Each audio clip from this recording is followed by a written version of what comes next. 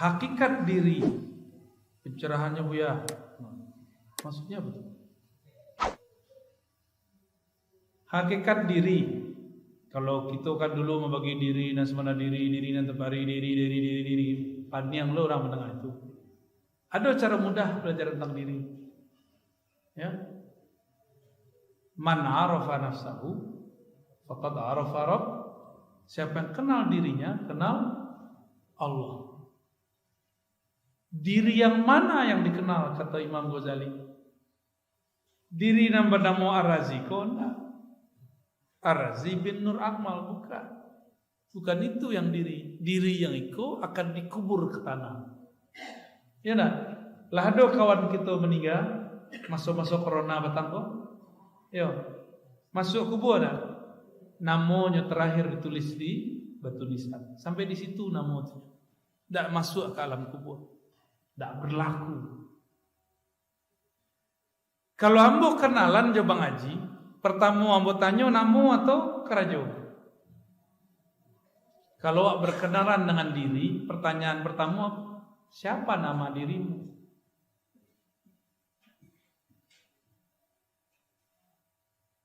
Berarti diri kita tuh ada namanya. Katanya mursyid, tapi gak tahu nama, ya. Berhenti aja jadi mursyid. Malah anti ilmu nama. Padahal ilmu nama itu adalah ilmu Rasulullah ketika memanggil pohon.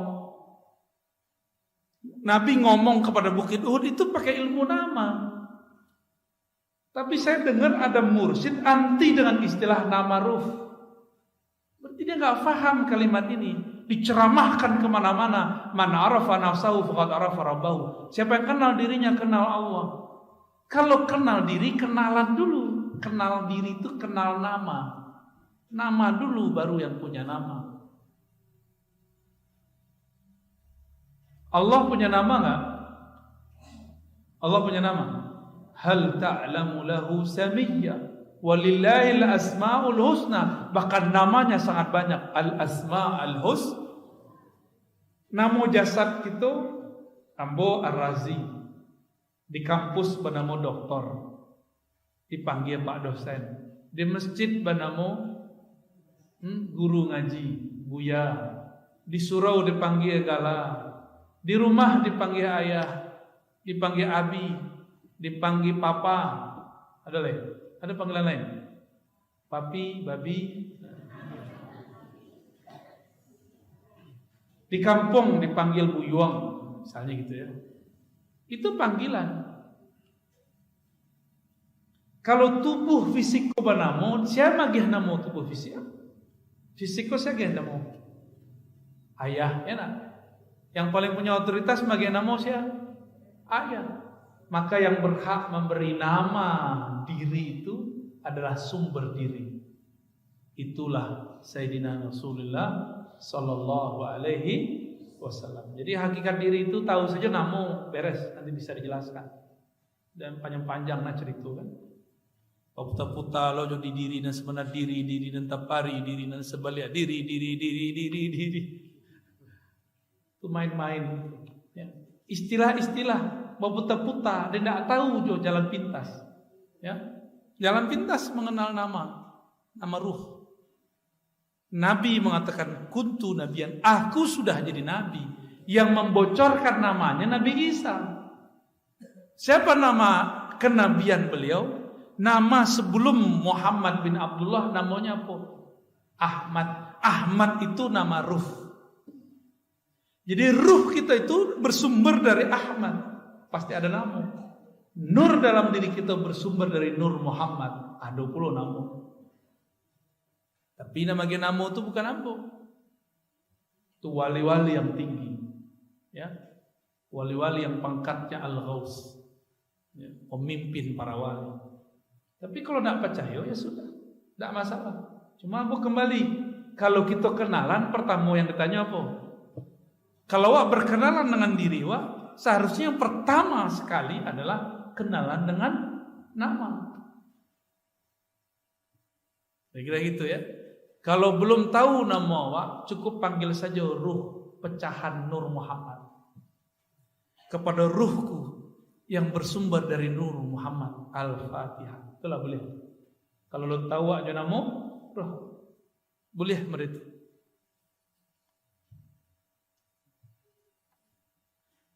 Jadi kalau tidak tahu, tidak usah menolak. Wah, tidak tahu menolak loh. Ya. Hukum apa? Pagang gadai. Aku ada pakarnya nanti. Pakar fikih. Kita sedang mengaji Maulid Nabi. Ya. Nanti anak-anak tarbiyah sana jawab. Buya Asfi ini jawab. Hukum pagang gadai. Ya. Tapi yang mau kasih bocoran. Di masa Rasulullah hanya ada 24 transaksi muamalah. Transaksi bisnis hanya ada 24 jenis. Sebab mata pencarian zaman itu belum banyak. Alat tukar pun belum banyak. Di zaman Nabi ada namanya handphone. Ada ATM di zaman Nabi? Hah? Ada kan? Kalau awak bertransaksi membeli pakai ATM sah tak? Wah beli barang kok pakai ATM sah? Nabi tidak pernah. Bid'ah tuh. Jangan-jangan pegang gadai itu namanya gadai tapi bukanlah gadai. Karena kalau gadai itu ada umurnya, ada batasannya. Prakteknya di negara awak gadai bukan gadai. Bernamulah. Contoh, kita beli mobil, beli motor, kredit. Ayuhal kreditiyun. Hai ahli kredit. Ya kan? Jujur salah. Wajah-wajah kredit itu nampak. Awak ngeredit auto, kredit rumah, ngeredit kalau siko rumah jarang ya. Paling yang dikredit Honda, ya kan? Bahasa Arabnya apa kredit itu? Istiqra. Sewa. Kalau kita menyewa 10 tahun, setelah 10 tahun kembali kepada pemilik atau kita non menyewa.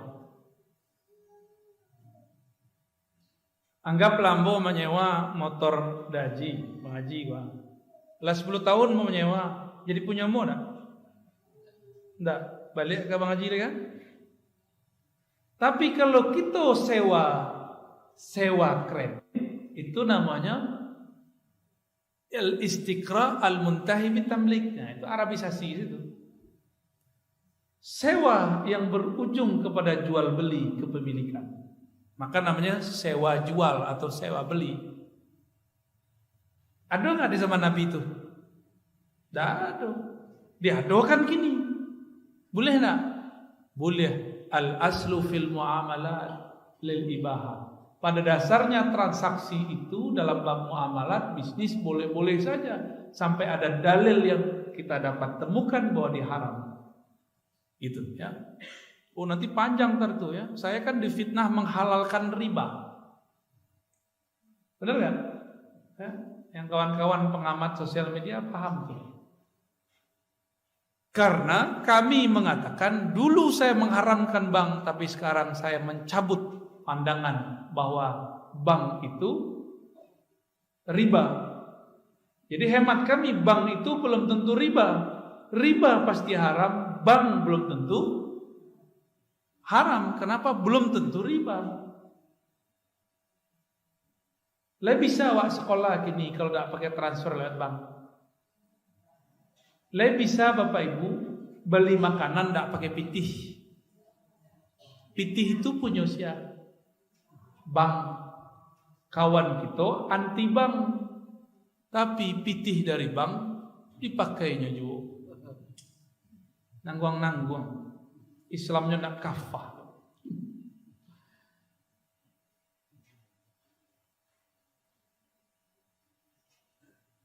Tulisan tahun 72 mana? Pandai baca itu.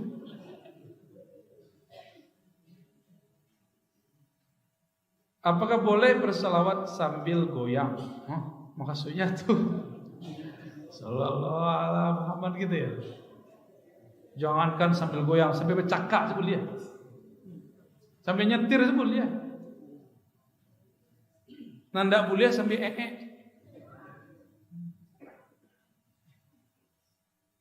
Mana yang dahulu masuk surga, umat atau nabi, Pak Ustaz? Mana ketujuh? Hah? Nabi itu salah satu namanya Miftahul Jannah, atau dia mengatakan Anal Fatih. Akulah nabi pembuka. Kalau tidak dibuka dan nabi, lain masuk awak surga. Tapi ketika umat masuk surga, nabi tidak masuk surga. Beliau cari lo umat lain ke masuk surga. Jadi nabi itu tidak butuh surga, karena beliau itulah sebenarnya hakikat surga.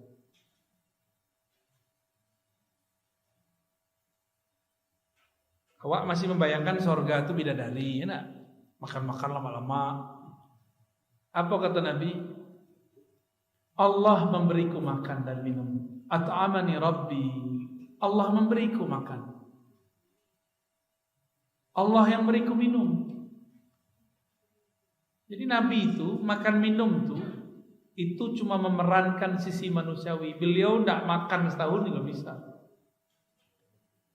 Ashabul Kahf atau Kahfi 309 tahun lalu nak makan tak minum, ya nak? Lain duit yo. Mana yang lebih hebat, Ashabul Kahfi atau Nabi Muhammad? Hah? Malu nak yang kare. Siapa yang lebih hebat? Siapa yang lebih mulia? Berarti Nabi Muhammad pun walaupun 1000 tahun gak perlu makan sebenarnya. Jadi beliau itu kalaupun naruh batu di perut itu cuma menunjukkan empati ke sahabat. Aku juga belum makan, wahai sahabat. Gitu ya. Beliau nggak butuh sebenarnya. Ketika beliau minum air susu domba, itu domba atau kambing tidak bisa mengeluarkan susu, tapi dipegang Nabi keluar susunya. Berarti sebenarnya susunya dari siapa? Dari siapa kira-kira? Itu kambing kurus kering, jalannya letoy-letoy, ngeyok, dicolek dikit jatuh itu. Tapi si kambing diurut oleh Rasulullah, lalu diperah susunya keluar. Sebenarnya ini rahasia, keluarnya dari jari-jari Rasul. Keberkahan dari jari-jari Rasul. Gak mustahil seorang kambing mengeluarkan air susu. Tapi Nabi perlu asbab. Nabi tunjukkan kalau ingin minum sebabnya. Jadi Nabi itu walaupun hebat tetap mengambil sunnatullah. Apa arti sunnatullah? Kalau ingin kayo. Kalau ingin pintar belajar. Kalau ingin usul kepada Allah suluk. Nah, itu harus diambil, diperankan itu saudara. Tidak ada yang instan tuh, tidak ada. Instan itu cukup mie instan, ya.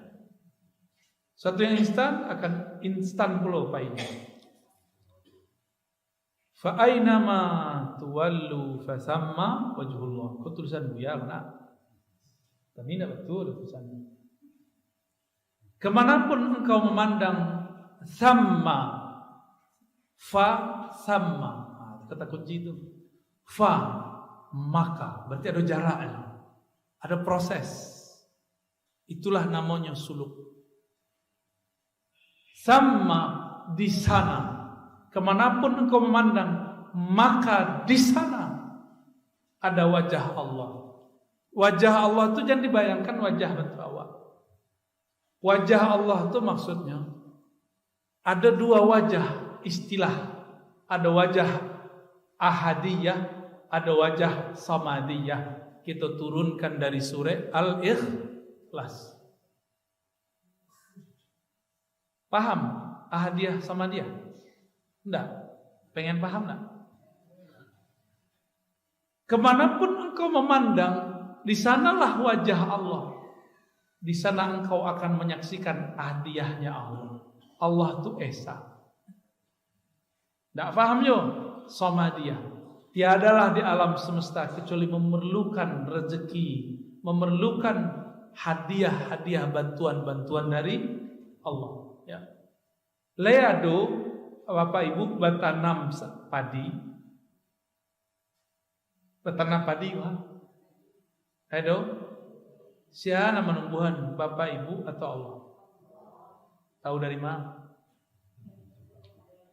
Itulah sebutan kita. Jadi kita menyebut zat yang menghidupkan padi itu Allah. Bahasa orang lamu Tuhan Allah. Ya, mana itu nak? Tuhan Allah. Di Jawa orang nyebutnya Gusti Allah. Jadi Allah itu sama. Jadi sebenarnya tidak ada perbedaan mau Kristen Muslim nyebut Allah itu sama. Cuma orang nyebut Allah itu enggak ngerti karakter bahasa Arab. Dalam bahasa Arab kalau awalnya A bacanya Allah. Kalau lillah. Gitu kan? Orang itu enggak ngerti bahasa Arab, diceleknya A-L-A-L-A-H. Allah. Allah sudah. Baik. Jadi kemanapun memandang di situ ada wajah tauhid, ada rahasia tauhid keesaan Allah itu makna. Kamu tidak boleh menyampaikan lebih dari itu. Segitu saja. So anak-anak kita gak akan paham ya.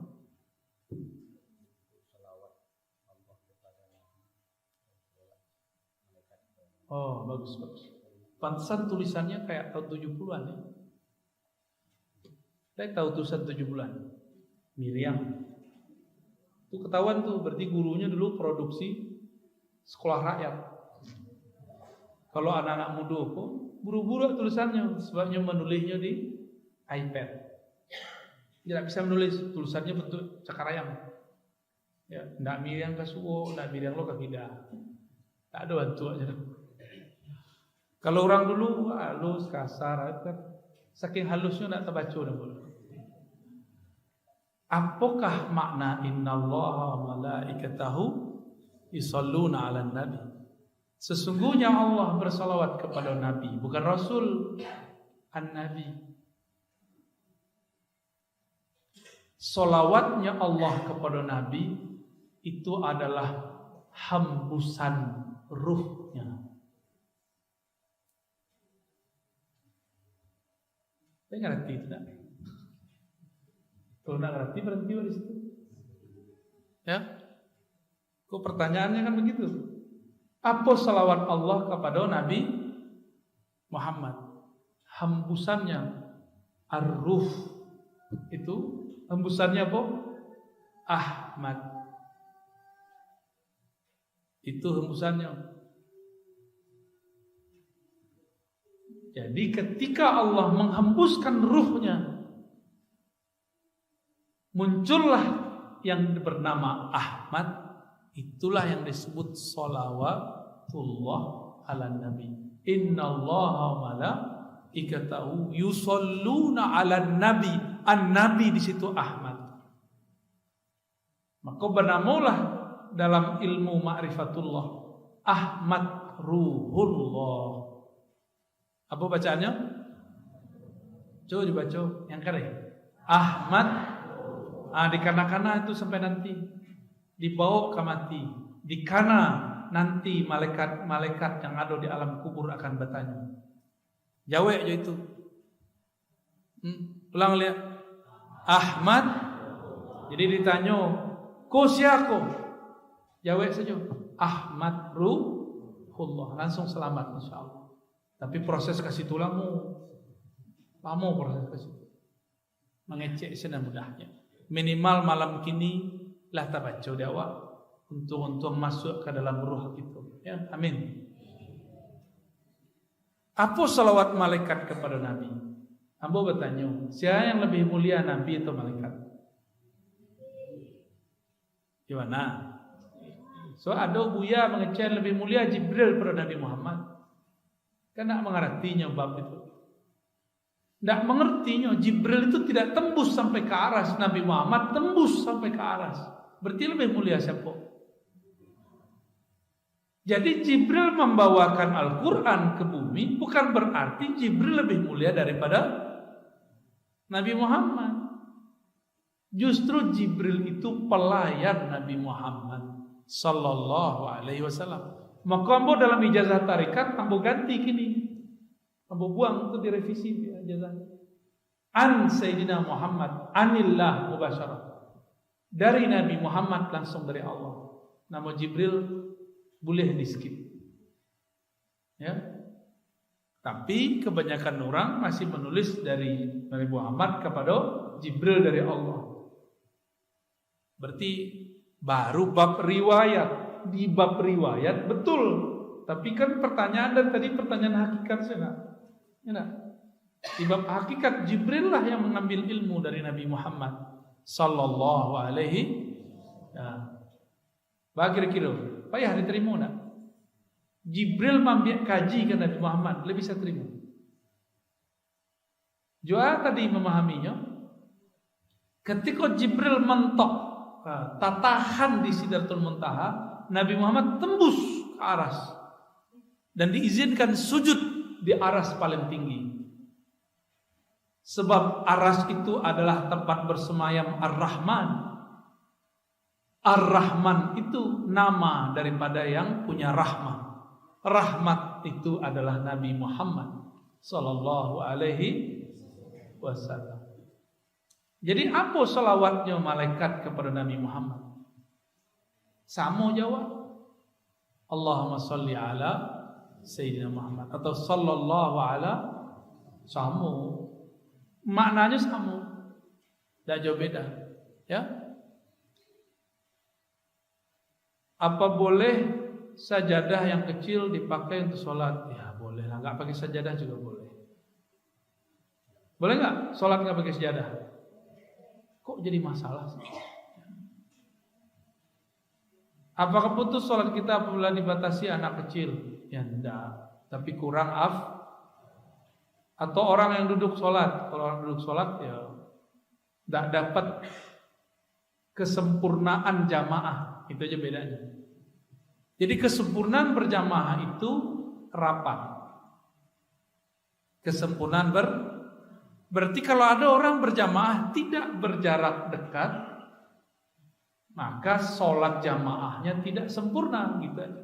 Sawwu sufufakum fa inna taswiyatas sufuf min tamamis sholat. Rapatkan, luruskan saf kamu, karena merapatkan itu adalah kesempurnaan sholat. Nabi tidak mengatakan sholat dengan saf yang rapat itu adalah sah batalnya sholat, enggak.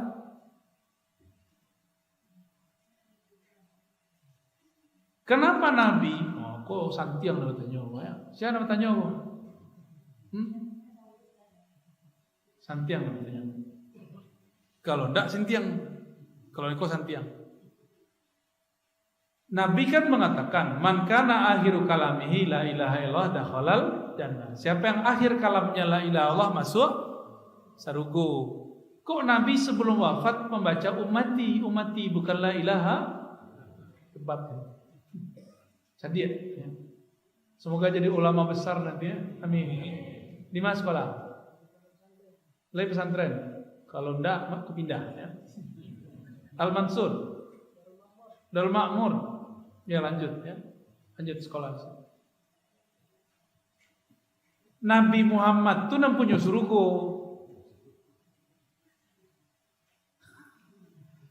Kunci surga di tangannya.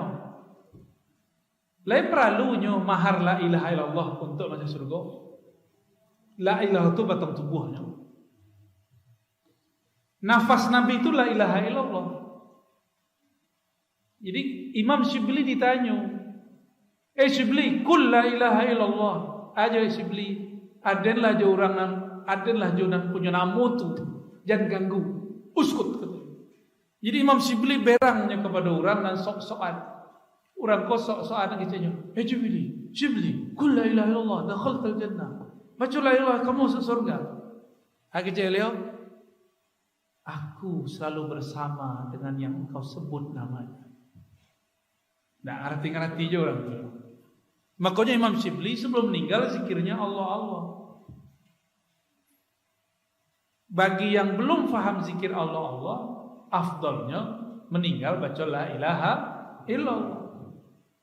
La ilaha illallah itu la ilaha nafi illallah isbat, meniadakan lalu menetapkan. Buka surat Al-Baqarah ayat 255, surat Ali Imran ayat 2. Allahu la ilaha illahu. Allah dulu baru la ilaha. Bapak sang kajinya, sebut dulu namanya di dalam kolbu, baru katakan la ilaha illallah. Itu caranya. Ayo laju itu, ya. Apakah yang diazab itu roh? Ruh itu ketika Allah kawinkan dengan tubuh ini, dia menjadi nafs. Jadi Allah itu menyelupkan ruh itu kepada hawa nafsu yang ada di dalam badan itu. Maka roh yang sudah dibalut itu bernama nafs, jiwa. Ketika jiwa disiksa, roh pun tersiksa. Paham? Ya. Berefek gak ke tubuh? Berefek. Soalnya itu bekas tubuhnya. Nah banyak kan? Lah Tio. Pelajar sebalik hari ini.